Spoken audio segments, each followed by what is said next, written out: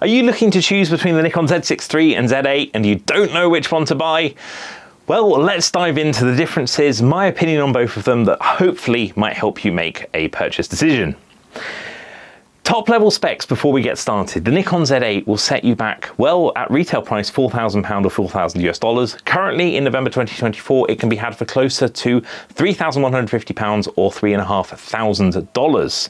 It has a 46 megapixel stacked sensor. It has no shutter. It is a electronic shutter only on this camera. It can do 8K 12-bit raw video recording. It can shoot up to 20 frames per second with JPEG and RAW, or indeed up to 120 frames per second at a 11 megapixel crop. And it is super capable with the X-Speed 7 processor in it, which was first seen in the Nikon Z9, which gives it those great video capabilities, but also fantastic autofocus. It weighs 910 grams. It's a fairly chunky camera, very reminiscent of the Nikon D850 and D800.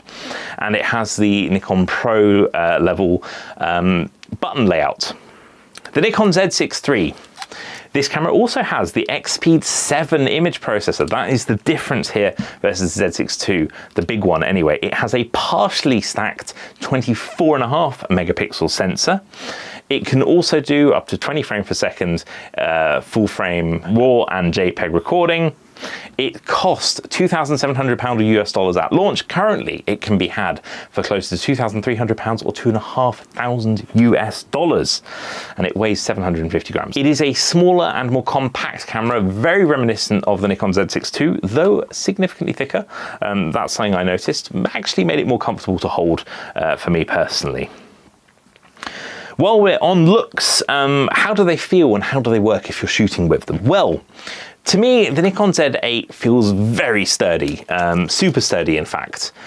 It is a comfortable camera to hold. I really enjoy using it. Ergonomically, wonderful. It has an additional custom button over the Z6 III on the front left of the camera, which by default is set to autofocus mode, so you can set it to other things if you want to. It has a tilt screen on the back, which can be flipped out for portrait photographs, which is something that it adopted from the Nikon Z9. And it has a fairly large screen on top to give you the sort of shutter information, and the monitor on the back is almost identical to the one on the Z6 III, though I think the one on the Z6 III goes slightly brighter. The EVF is lower resolution than the Z6 III, though I personally can't really tell the difference. It's also less bright than the one Z6 III, but yeah, it sort of feels fine. The Pro level button layout, which just means it's sort of taken from like the Z9 and the sort of D6, 5, 4, 3, 2, 1, etc. And I think also D850, just means you have like a mode button on the top left of the top of the camera, a release mode button, white balance button and bracketing button, which is replaced just by a single dial on the Z6 III. Z6 III also has a tilt flip screen, a flip screen, which just means that you can move it all the way around. You can use it in selfie mode, fully articulating. It is more useful for videographers than the flip style in the Z8, but I personally prefer the one in the Z8, so what do I know? It doesn't have the additional button on the side, but it has the same custom buttons on the front, very simple and easy to use, feels really good in the hand, and as I say, feels super similar to my Z6 II, which I'm currently recording this on. The buttons are kind of similar to the Z8. There are those differences that I've already mentioned on the top of the camera. On the back though, things are super similar. In fact, just reminding myself right now, they have the exact same number of buttons as each other, which is unsurprising. It's a formula that works, and I do think that Nikon's button layout is the best in the business. I mean that sincerely, having used Sony's and Canon's, I just prefer it. No hate, just my personal preference. On the side of the cameras, there are some differences here. So the Nikon Z8 has two USB-C outputs, whereas the Z6 III only has one. They both have full-size HDMI. It is wonderful, so much better than the micro and mini HDMI slots that we've seen in previous cameras. but they also have mic inputs and headphone outputs. The mic inputs are both pretty smart. They have decent amplifiers in here for your mics and have some special modes so that they can take audio from things like Tascam recorders a little better. I don't entirely understand that. I don't have the required recorder, but it just means you can get higher quality audio through your audio recording setup directly into camera. You don't need to record it separately. That's smart and useful. I actually record my audio separately onto a Tascam recorder, not the one that you need, and then import those files because I just know how much better the audio sounds from the Tascam recorder than it does from my Z6 III. Sorry, my Z6 II. I wish I had the Z6 III. I don't. I borrowed this off Nikon. So that's sort of the main headline, right? What do they like to shoot with? Well, talking photography, really similar. The autofocus capabilities on the Z8 and Z6 III, super similar. One of the main differences is that the Z6 III doesn't have bird detection mode. That has to turn up via a software update, right? Like, that's my expectation. It might not, but I'm expecting it to. It didn't have it at launch, kind of weird. It does have less focus points than the Z8. I think about 200 less, give or take. That's, I think, because it's a less megapixel sensor, and I think that's how sort of Nikon has it broken out. And as a result of having a higher megapixel sensor, the Z8 has 400 and something odd points versus the 200 and something points from the Z6 III. There are also differences in release mode when you're taking photos, right? How fast the camera can take photos. The Z8 can take 20 frames per second in RAW and JPEG at the same time, with autofocus and exposure being checked every frame. The Z6 III can also do 20 frames per second RAW and JPEG. However, it can only do that with electronic shutter, and it can't guarantee that you'll have exposure checked in between each frame. It can only guarantee that at 16 frames per second with the electronic shutter, or 8 frames per second with the actual shutter in it. That's the kind of difference. Both of these can do up to 120 frames per second with various caveats. That's an 11 megapixel crop in the Z8. I think it's similar in the Z6 III. It might actually be a DX crop on that one. They both have pre-capture modes, super helpful, means that you can actually record up to a second of photos before you press the shutter button. So for instance, if you're taking sports photography and you've almost missed that goal, if you happen to have the camera pointing in the right place when the goal happened and you press the shutter button, it happened less than a second before, you can save all those photos. An amazing feature, very cool and very handy. These cameras are both super customizable, and that's something I need to point out because there are guides online on how to set your camera up, but it needs to be personal to you. How I have my camera set up aren't necessarily going to be the right settings for you and how you need your setup. Watch different guides, read different guides. It'll help you get these cameras set up regardless of which you buy, or if you buy a different Nikon camera. These are super customizable and you need to learn the settings, and it's going to take time and it will be annoying, but the result you'll get out of it are absolutely mad. But I just want to put that caveat, spend the time learning your camera, regardless of which one you buy at this point, because it will change how you use them. So let's talk video features. The Nikon Z8 can shoot up to 8K 30 frames per second. It can also do 4K 120 frames per second in full frame.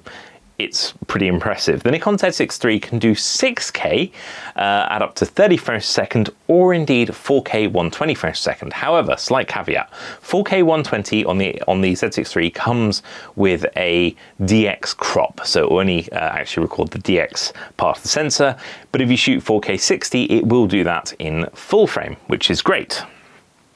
There are certain caveats depending on the file format, right? Depending on whether you are shooting ProRes, Nikon NRAW, ProRes RAW, H.264, H.265, it will change what it can do and what crops you can do, but the video out of both of these cameras is incredibly good. The autofocus during video is fantastic, and I think that the actual performance of both the cameras is very good. Now, there were overheating concerns with the Nikon Z8, and I have indeed encountered a hot card warning. I ignored it and continued shooting, and the camera did not shut off. That was over an hour's worth of recording without any problems whatsoever. I've done the same with the Z6 III. I have had a hot card warning, but that was it. So far, they haven't overheated on me. Now, some people have had overheating issues with these cameras, only in video, not in stills modes, but, well, I think I'm sure there's someone out there that's going to say they had problems with shooting stills, but I haven't seen any of that myself. Video, however, I have seen it. If you are a pro video shooter and you're shooting very long videos in hot locations, you may well run into overheating issues. Personally, I have not run into those issues here in the UK. Another big caveat, dynamic range. The Nikon Z6III, people complained about the dynamic range of this camera. It was a big thing. It is scientifically less good than similar cameras with similar sensors. I, however, can't tell the difference. I don't know whether that means I have bad eyes. I never thought I did.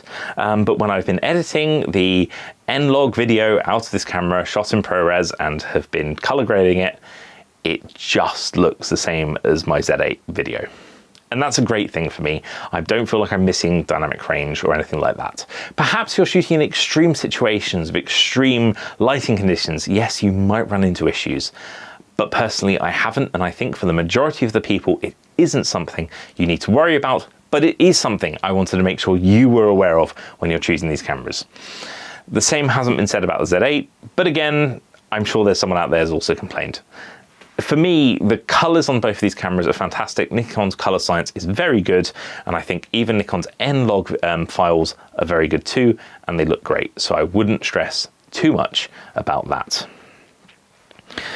The other thing I wanted to cover was ISO performance. So the Nikon Z8 can do ISO 64 up to 25,600 natively.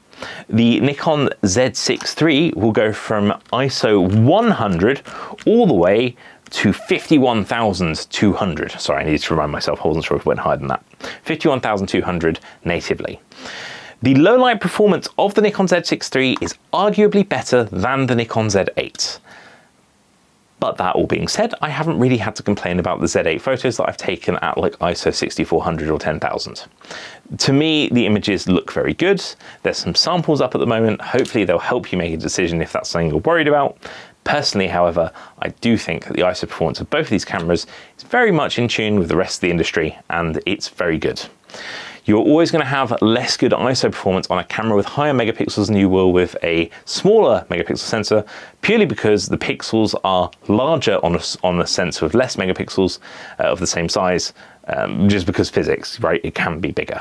They will let more light in, and that means less processing, etc., etc. At the end of the day, you get slightly better ISO performance.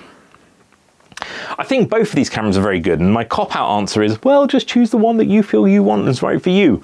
But I'm going to take this very seriously, and I'm going to say, if I today was making the choice that I made 6 months ago, and that is which camera am I going to buy, the Z8 or the Z6III, I would buy the Z6III, not the Z8. The reason for that is the price difference between the Z8 and Z6III is now bigger than it was when I bought 6 months ago. When I bought, the price difference was about £400. Now it is closer to £800 or £900. To me, that price difference would have been unjustifiable, and so I would have bought the Z6III, and I would have been very happy with it given my time using it. It's very capable, the autofocus is good.